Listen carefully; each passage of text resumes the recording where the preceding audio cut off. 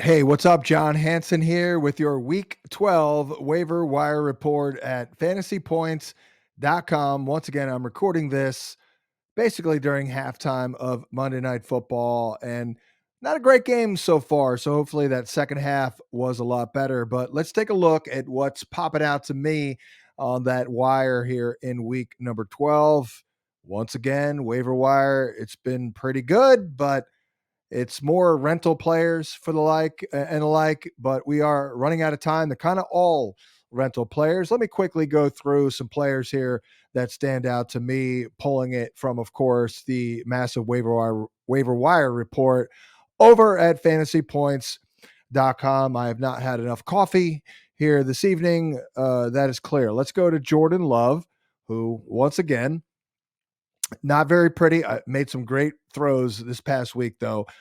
He really, truly is, in my opinion, a poor man's Patrick Mahomes, doing a lot of things off script, a lot of things you can't explain. Mahomes does them more frequently, these type of things. But certainly there's a lot to work with Jordan Love. Made a couple of really good throws. Kansas City, speaking of them, he's got them in 2 weeks. Detroit and the Giants, Tampa Bay. Overall, that's not too bad. I will say Love was dropped in a lot of leagues, but in a competitive league, I added Desmond Ridder to our waiver wire report last week. I just kind of had a feeling like Artie Smith was probably going to go back to Ridder, and he did. And Artie pretty much made a commitment to Des Ridder. So they claim that he has made some adjustments to correct some of the ball security issues, I presume. Otherwise, you know, he's not a player that you get a great feeling about watching, but he every once in a while he lets out a throw that's pretty darn good. He does run, plenty of weapons, and a pretty decent schedule here. A little up and down here. New Orleans, Jets, Tampa, Carolina, Indy, Chicago at New Orleans. But once again, he will run and does have plenty of weapons here. Bijan and those tight ends, of course, Drake London, who he has a really, really good chemistry with. That was it for me at quarterback. Now, DTR, I thought he was better for what it's worth than PJ Walker. They do have Joe Flacco, who can throw a football really, really well. So, not sure I'm going to truly bank on DTR. Jake Browning did look pretty good for the Bengals. And look, it's simply a question of system plus supporting cast, plus also a willingness to run. He had 4 carries off the bench for 40 yards last week in the loss. So add it all up, it's not too shabby if we can get a little T. Higgins action back here. Running backs, obviously, I've been telling you about Zach Charbonnet here for weeks. And I'm pretty sure I said last week that we're due for a Kenny Walker injury. No offense, I'm not a hater. Well, I am a little bit of a hater, but not personally. Well, we got it. And he's not going to play in week 12. That's about 95% now. And Pete Carroll, after the game, said, like, basically he can't move. So, per sources, that is problematic. So it could be a multi-week injury. Zach Charbonnet, not great matchups here, but great volume. And he did have a really nice game last week. In the passing game, didn't do much on the ground, but he caught all 6 of his targets for 22 yards. That's 8 points right there. Not too shabby. I'm going to go right back to Roschon Johnson for the Bears. Looked good this past week. Deontay Foreman did get hurt. Khalil Herbert took over most of the work, but didn't really do all that much. Johnson was pretty explosive and powerful. 6 carries for 30 yards. With a 33% snap share. They did release Darrington Evans. Deontay Foreman, of course, was nursing an ankle injury, and he aggravated it in the game. So why not? I mean, we're rebuilding and building for the future. Why not take a look at Roschon Johnson and give him a good opportunity in the backfield along with Khalil Herbert? That's about it here at running back. I was kind of thinking about Jerick McKinnon as maybe getting a little bit more involved. They certainly need to get someone else involved here. Horrible passing game in KC this year. 12 minutes to go in the third quarter. Mahomes hasn't hit 100 yards yet. So I was thinking a little Jerick McKinnon. He does not have a carry in the game. He does have only 2 catches. How about Clyde Edwards-Helaire with 2 carries for 20 yards? That is shocking because my man looked a little heavy out there, if I'm keeping it real, which I am. Let's go to the wide receivers next up here, your Week 12 waiver wire report at fantasypoints.com. I'll give you one more running back on the very, very low end. I mean, we're talking, nothing on the waiver wire. You're looking for a stash and hope guy, or you have Travis Etienne, because if Travis Etienne goes down right now, I do not think it's Tank Bigsby. I think they're going to go to D'Ernest Johnson as their primary back, and certainly Tank would get more opportunities, but D'Ernest looked pretty good last week. I know I've heard good things about him from the jump there in Jacksonville. They signed him back in the spring. Looked good. Caught a 34-yard pass, 55 yards total on 8 touches. So I do think if, again, Etienne's out, then D'Ernest goes to camp, as I call him. D'Ernest Johnson would likely be the primary guy there. Wide receivers, how about my guy, Rashid Shaheed? It's been volatile as feared, but Michael Thomas, I think, is going to miss time. We do have A.T. Perry, but I think regardless, Shaheed snaps and opportunities are going to go up while Thomas is out. When I look at the Raven guys, I'm actually leaning more Bateman. I am an ageist. Odell has been their shot play guy, and he does look pretty good.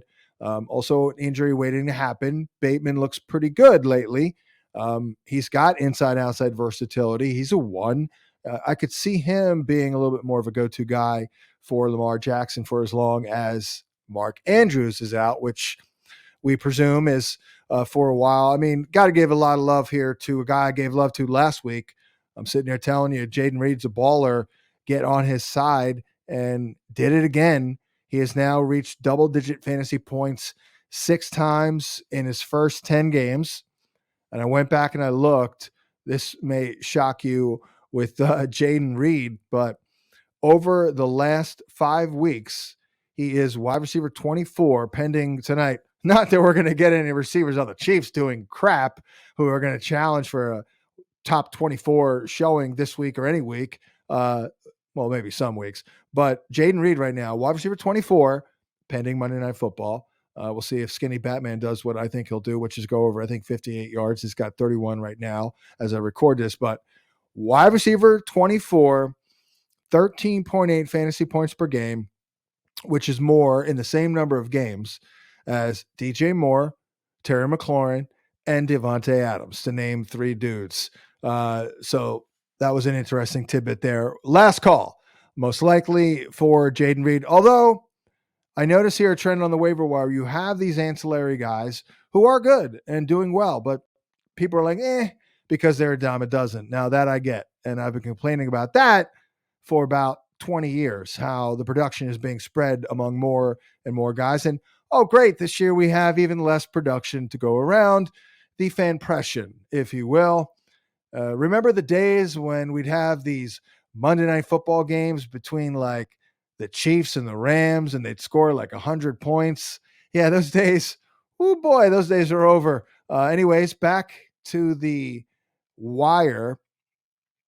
I mean, how about Jameson Williams? I know it's tough. You're relying on one play, but I've been putting him in my top 15 report.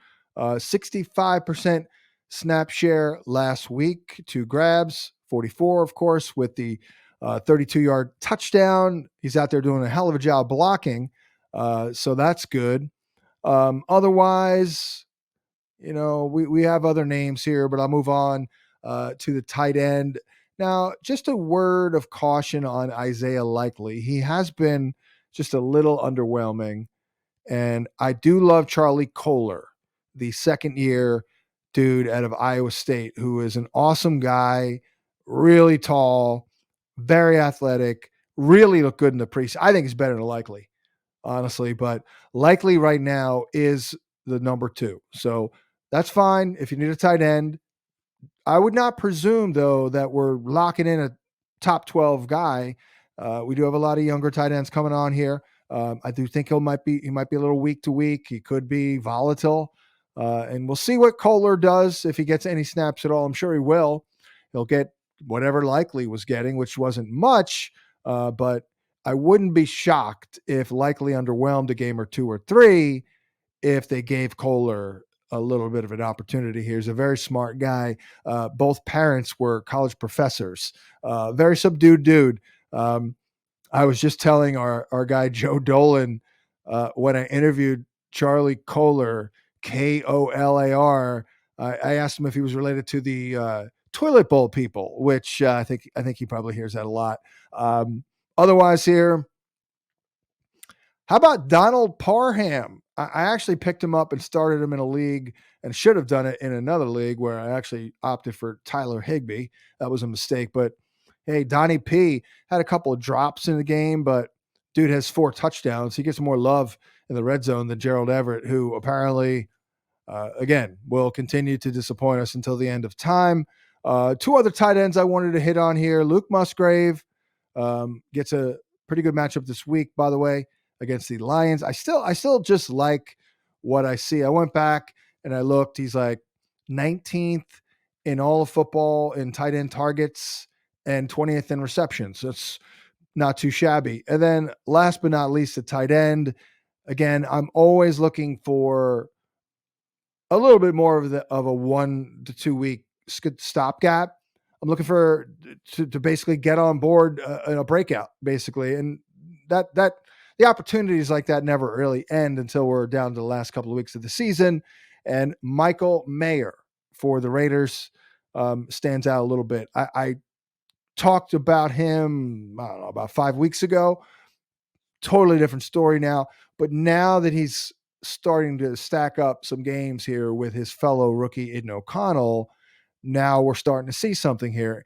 In fact, he has, look it up here right now, he's getting a little bit of love here. 5 targets in each of the last 2 games. He does have that touchdown. And I went back and I looked. He's pending Monday Night Football, and Kelsey's already scored. He's got 7 grabs for 65 and a touch the last 2 weeks, which does make him like the tight end 9 for the last 2 games. So, that's pretty encouraging because Jacoby Myers has not really done it with Aiden O'Connell. So maybe Aiden O'Connell is not really checking it down much either to Josh Jacobs. So maybe Aiden O'Connell is like Devontae Adams or Michael Mayer. So there it is. I'm going to wrap it up here. One more. I'll go back to wide receiver. Still not giving up on Michael Wilson. We saw Rondell Moore make that big play last week, but he was outperformed otherwise big time by Greg Dortch. And I'm not that into Greg Dortch, but I do like Michael Wilson alongside Hollywood Brown and with Trey McBride, with Kyler slinging it all over the place. Really good. They need some size out there. He's got it. Good route runner, good after the catch, good in the red zone. Really good player here, Michael Wilson. So on the low end, I wouldn't be surprised if he heated up once he got back onto the field. So I will wrap it here. Happy Thanksgiving to everyone. I'm probably going to do a video or two, maybe one, doing something about all the Thursday games. Maybe we'll pop that out on Thanksgiving. But until then, hope you have a great holiday watching football and spending time with friends and family. I'm John Hansen. Like, subscribe, comment, throw us a bone, and we'll catch you next time here at fantasypoints.com.